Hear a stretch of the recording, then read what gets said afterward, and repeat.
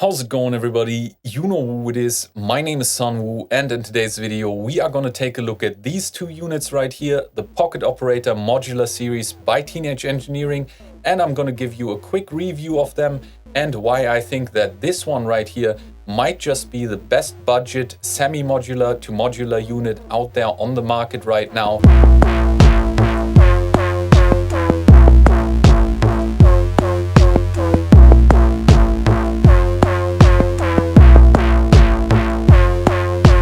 First off, let's take a look at the Pocket Operator Modular 170, which from now on I'm going to call PO170 or 170 if you don't mind.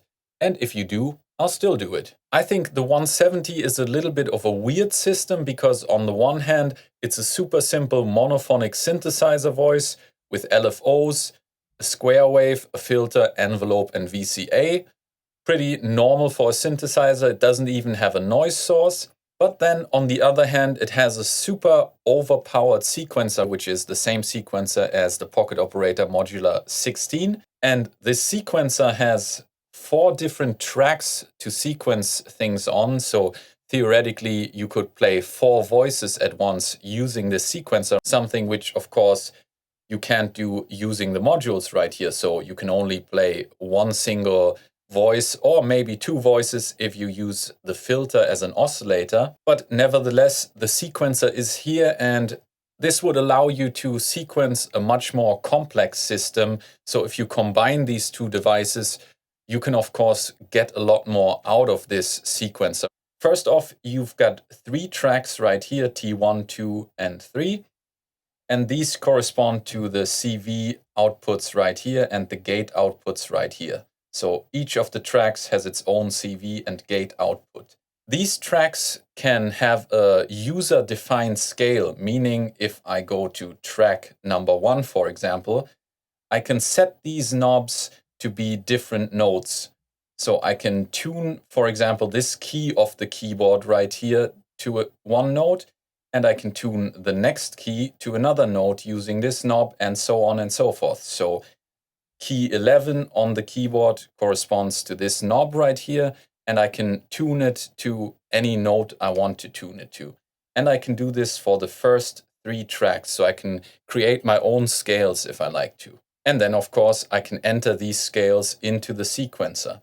The sequences itself can be different per track, meaning track 1 can have a different length from track 2 and track 3. Then, of course, you got track number 4, which is called the keyboard track. And this one lives here on track number 4. So if you press track and 4, you'll be on that track. And this one corresponds to these gate outputs here and these CV outputs here. Unlike the first 3 tracks, however, the keyboard track right here doesn't have user-defined scales that you can adjust with the knobs right here, but you can choose from a few different scales over here that you can then play on the keyboard. And each time you play a note, a gate will be output out of all 3 outputs right here, and the CV will be output out of all 3 CV outputs. This means, for example, that you can play a voice that consists of 3 oscillators at the same time. So perfect for when you are controlling the 400, for example, which consists of 3 different oscillators. And sequences can be recorded either SH101 style, step by step, or you can also do live recording. You can also transpose your sequence after you recorded it using the octave switch buttons. There are effects as well, like shortening the gate length or lengthening the gate length, and some stutter and repeat effects. You can save sequences and you can turn on the arpeggiator. And that's about it. So this sequencer is quite complex in what you can do with it. As I said, definitely way overpowered for this one synthesizer voice. You can still have fun with this and it sounds really great. But if you want to get the most out of this sequencer, you need more modules.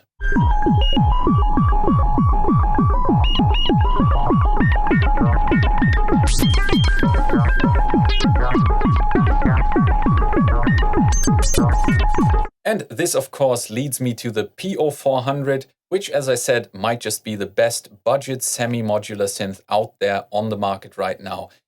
And I know, hear me out. In the beginning, this got a lot of bad reviews, and in the beginning, it also cost $500, whereas right now you can have this for $359, which puts it in the same price category as the Behringer semi-modular synthesizers. Also, some of the little issues that the unit had at the beginning when it came out have been fixed. I'll put a list somewhere up here. So not only has the price been reduced significantly, but the units themselves have also been updated slightly. And I think for this price, it's really, really a great deal. If you consider this $359, there are many, many Eurorack modules where one module costs this much money or more than that. So having all these modules in one unit for this price, I think is really good. What I think this has as an advantage over the Behringer semi-modulars, for example, is that most of these semi-modulars have their patch points all on one side. So the patch points are kind of disconnected from the modules they belong to. So the filter cutoff knob might be over here, but the CV input for the filter cutoff knob is over here on the side. So these are not linked up visually. Whereas on the 400, you've got clear modules and the CV inputs are here right next to the knobs that they are controlling, or in this case, this knob right here. And in my opinion, this makes the PO Modular series ideal for people who are just starting out to learn modular synthesis, because you actually see which modules you are connecting to one another and you understand what different effects these modules have on one another. So the visual aspect, I think, is really important, and how clearly everything is laid out versus just a patch bay matrix on the side of a fully fledged synthesizer.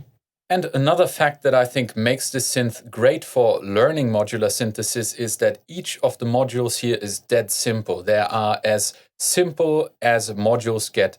Whereas in Eurorack, you get multifunctional modules with menus sometimes or button combinations of some kind. You don't find any of this here. These are just as simple as they get, and therefore you learn what each of the functions does specifically rather than it being hidden in some menu. So in a way you could say this is as bare bones and old school as modular synthesis could get, but therefore it's easier to understand and to learn things. Maybe the things you get out of it might not be as musical as putting rings into clouds, but you can create your own sounds, and I would say the sound of it is really nice actually. So how about we get into what it sounds like?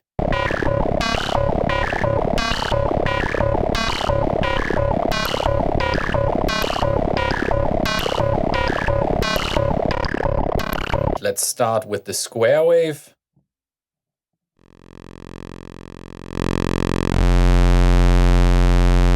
This is the square wave. We can change the pitch right here.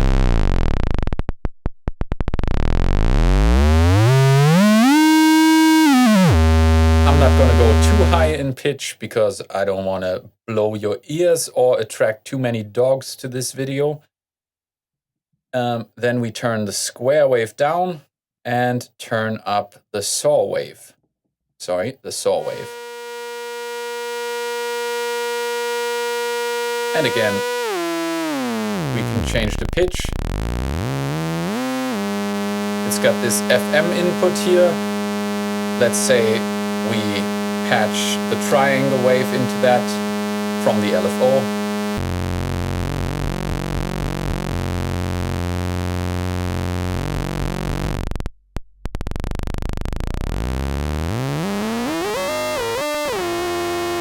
And you can get these nice and nasty FM tones. Let's take this out and turn the saw wave off. And let's have a listen to the sine wave. That's the sine wave. Pitch it down and up. And again, we can FM this using the LFO or, of course, another waveform. And you can get these bell-like tones. Again, using the attenuator, we can decide how much we want the waveform to be affected.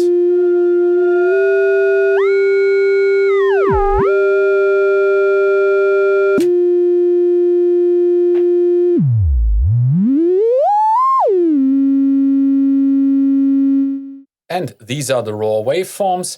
But of course, it's even more interesting when you have them interact and influence each other back and forth. So say we put the output of the saw waveform, which luckily we can do because each of the waveforms has 3 outputs. So this is really nice.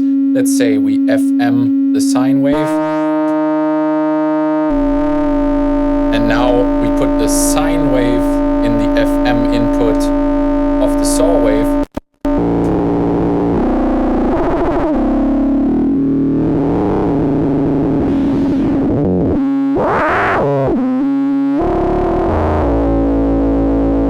So this is really cool. You can get very varied wave shapes with this and create your own complex oscillators. Let's stop this for a second, this cross modulation, and patch this all into the filter to check what the filter sounds like. Filter into the output. All right, so let's check the square wave first. First without resonance.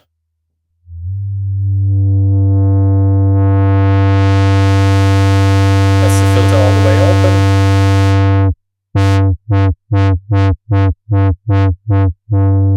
Let's modulate this using an LFO.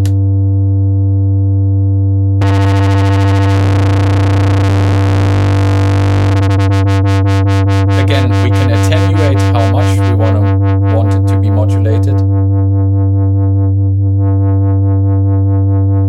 Turn the resonance up.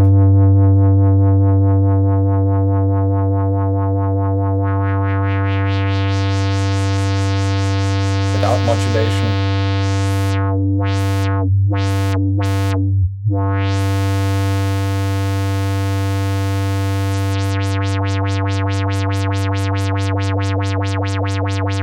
And I personally think the filter sounds really nice.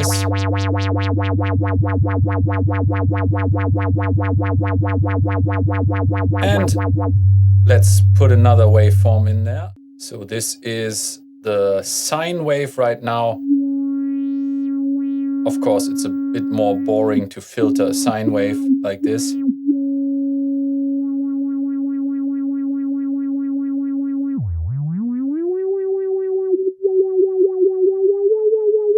So let's check out the saw wave. Again, this is without modulation, just doing some filter sweep. Let's turn the resonance down again.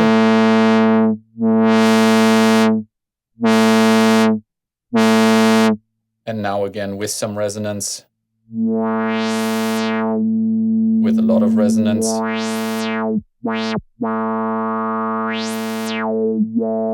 And some modulation. So these are the oscillators going through the filter. The filter can be also used for other interesting things, like for example, making a kick drum. So adjusting the attenuator here, how much the filter frequency is being changed, along with changing the envelope shape.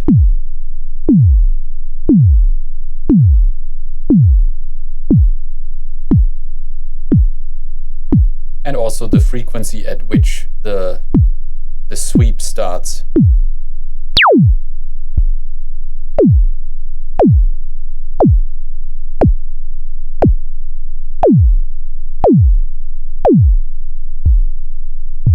So you can create all kinds of kicks from mega soft and long to short and snappy.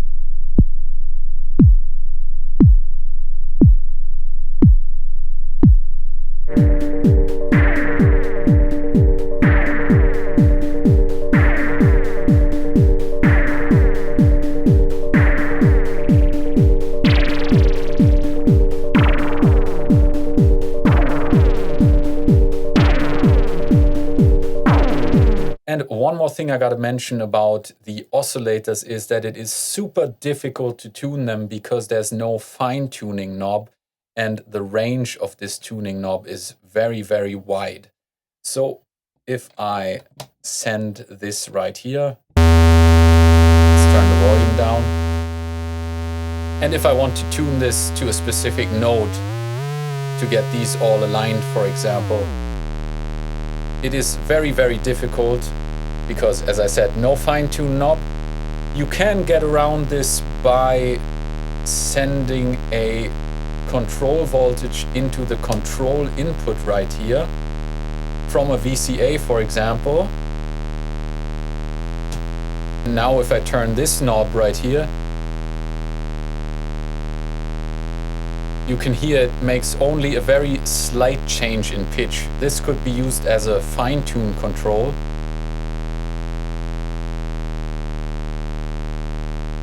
But of course, this only works if you are sending some kind of voltage into this input, and this way I'm wasting a VCA right here.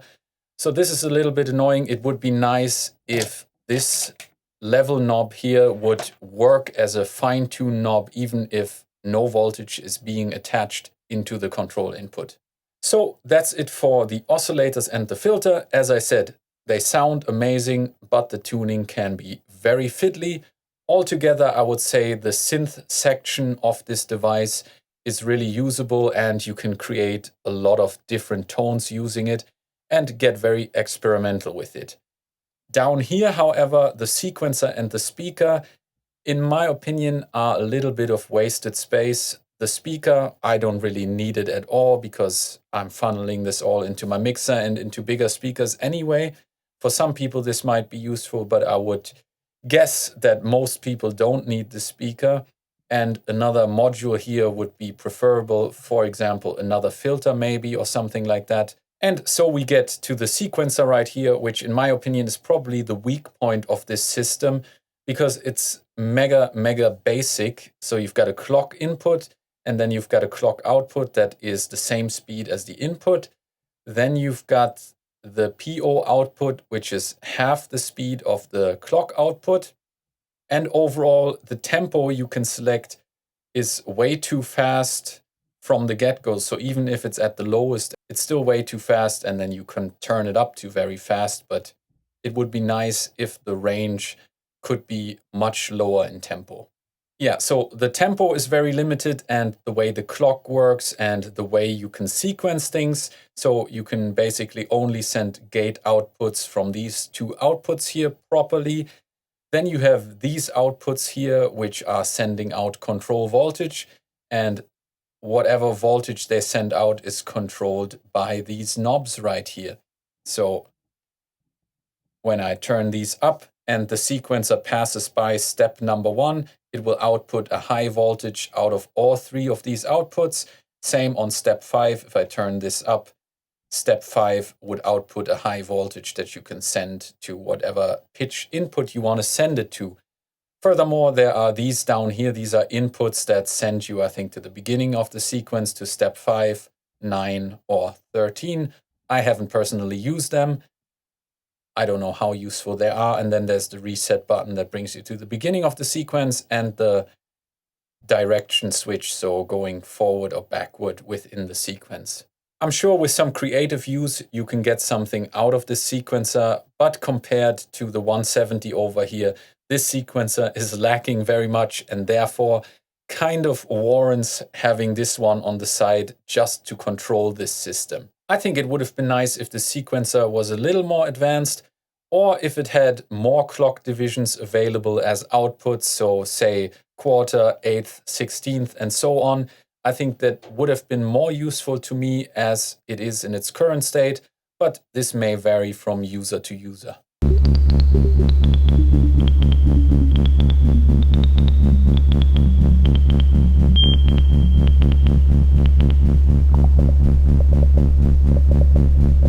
And I know this is a little bit the wrong way around, but let's talk a little bit about the building process of these.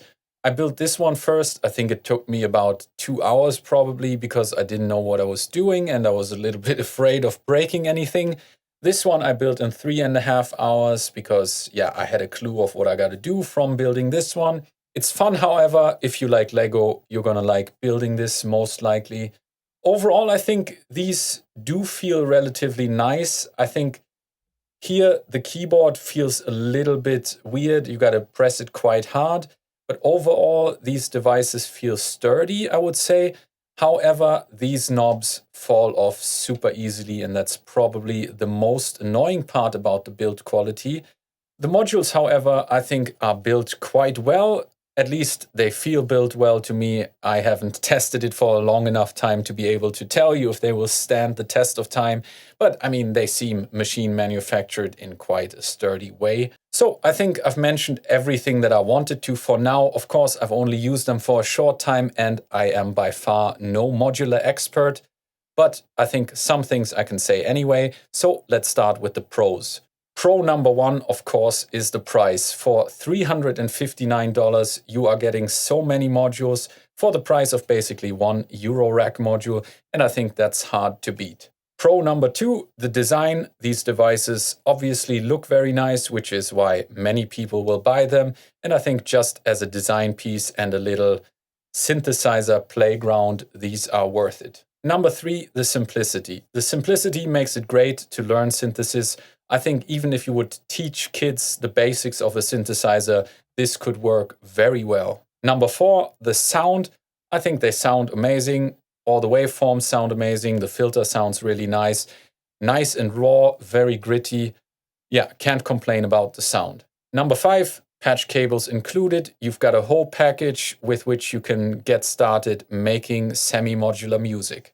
And I think 5 pros is enough. There probably are a lot more, but let's get to the cons. Con number one, flimsy knobs, which really is the most annoying thing about this, that these are falling off, but it isn't really an issue, I must say. Number two, no fine tune on the oscillators. This is also a little bit annoying if you want to play melodic stuff. And number three, this is not really customizable. So you've got all the modules set into this case, but you can't change their positions around or anything like that. So the only way to do this would be to buy aftermarket faceplates for the single modules and then put them into a Eurorack case. But of course, this would cost extra money and would take up space in the Eurorack case. Plus, you are losing the nice design of these units.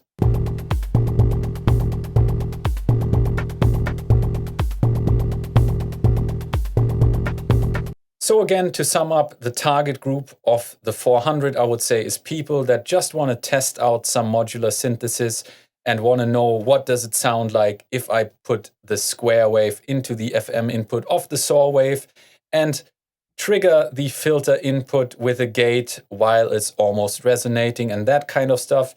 It's good for experimentation and learning what the single elements of a synthesizer do. But even if you are already into Eurorack, but you're a little more on a budget because, of course, Eurorack is very expensive.